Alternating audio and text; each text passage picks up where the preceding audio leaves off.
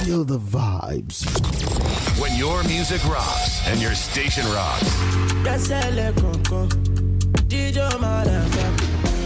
What would I do without your smile?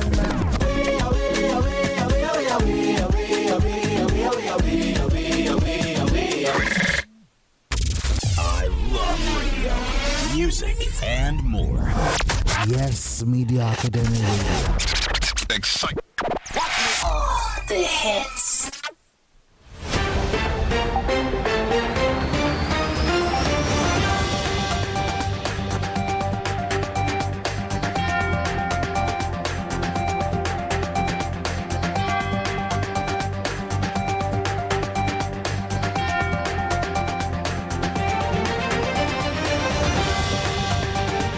A very good evening to you out there, and thank you for joining us on Yes News Now from Yes Ma Radio, the first media academy radio. In the headlines, Zulum alleges sabotage, says Buhari needs to know the truth.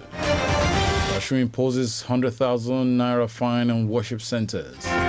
Oyo to repatriate trafficked indigents in Lebanon. Police investigate death of 7 women in Niger saloon. Now the news in detail. My name is Olatunde Ido. Good evening. Borno State Governor Babagana Zulum has insisted that there is sabotage in the system that will not allow insurgency to end in the northeast.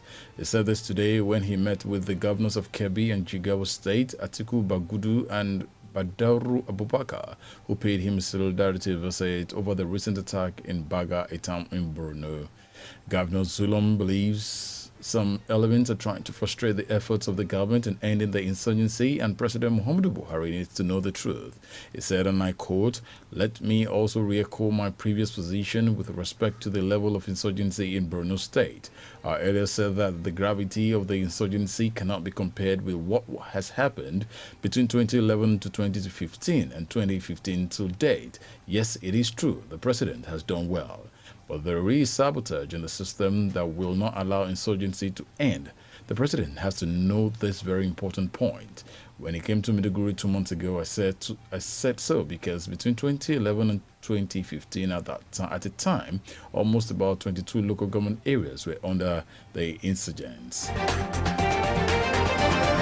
The former Chief of Army Staff, Lieutenant General Alani Akinriade, retired, has said the sacking of the heads of the armed forces in the country is at the discretion of the President, who is also the Commander-in-Chief of the armed forces.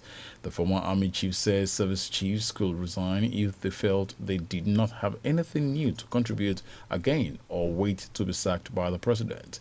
Akinriade said this in an interview with our correspondent. Asked if he supported the calls that service chiefs should go, Akinriade said the President had the power to either sack the service chiefs or retain them.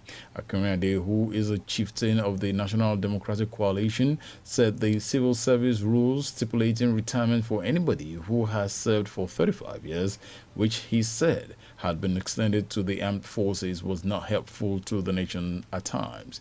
He stated that some persons might join the armed forces early and will still be productive after spending 35 years in service. Osun State government has said hotels, bars and clubs found to have flouted COVID-19 protocols in the state will be liable to 250,000 naira fine.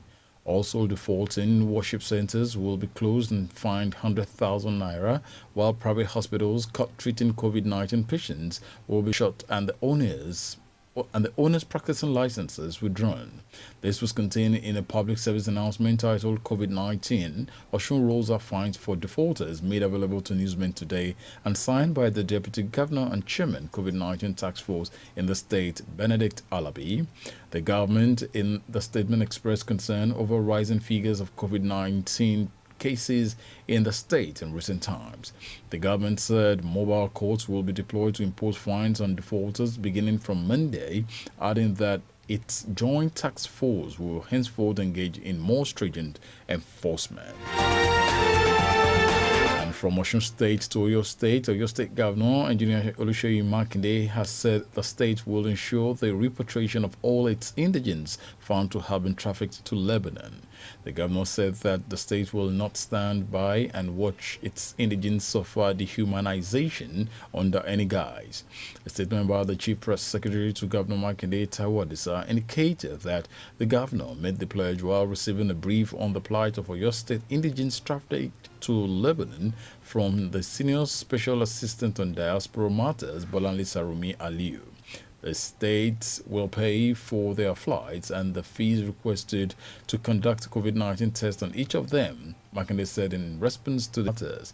The governor was informed that a number of Oyo State indigents had been discovered to be illegal migrants who were trafficked into apparent modern-day slavery in Lebanon. Still talking Nigerians. No fewer than 117 Nigerians stranded in 3 East African countries due to the coronavirus pandemic have returned home. The evacuees from Rwanda, Uganda, and Tanzania arrived at the Murtala Mohammed International Airport, Lagos, earlier today. The repatriation flight was conducted by a Nigerian airline. The returnees who tested negative for COVID-19 before departure are expected to self-isolate for 14 days, according to the protocol of the Presidential Task Force on COVID-19 and the Nigerian Center for Disease Control. They are also expected to take another COVID-19 test before rejoining the society. Police authorities in Niger State have launched an investigation into the death of 7 women found dead at a salon in Ridgewood local government area of the state.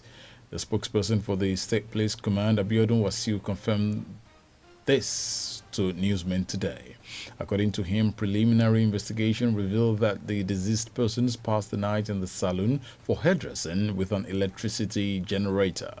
The owner of the saloon was said to have brought in the generator set inside the saloon, and in the process, the victim suffocated to death after inhaling smoke from the generator. The bodies of the deceased have been deposited at the General Hospital in Tunga Magagia for autopsy, while investigation to unravel the cause of the incident is ongoing. The remains of the victims are also said to have since been buried according to Islamic rites.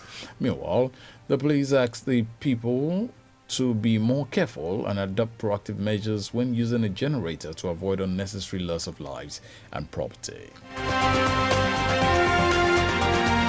The father of 2 children, Adeyinka Abiodun, has been rescued from committing suicide over a debt of 500,000 naira. Abiodun, who resides in the Kotun area of Lagos State, had embarked on a mission to take his own life by jumping into the lagoon. He, however, failed in the bid as he was promptly intercepted by police operatives deployed in the 3rd Midland Bridge.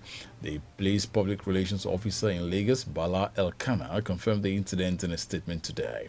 He revealed that the suicide attempt was thwarted by the security operatives at about 1:50 p.m. on Friday last week, while the victim was rescued and taken to the police station in Bariga for questioning and debriefing.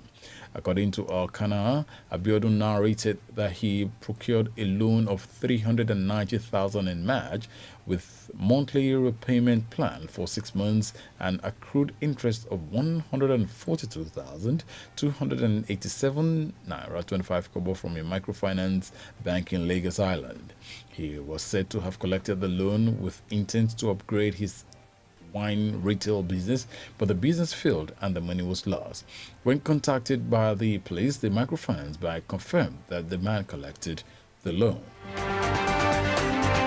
And that'll be all on Yes News Now, but before I go, let me bring you a recap of the stories I brought to you earlier. In the news, we told you that Zulum alleges sabotage, says Buhari needs to know the truth. Osun imposes 100,000 naira fine on worship centers. Oyo to repatriate trafficked indigents in Lebanon. Police investigate death of 7 women in Niger saloon. And that'll be all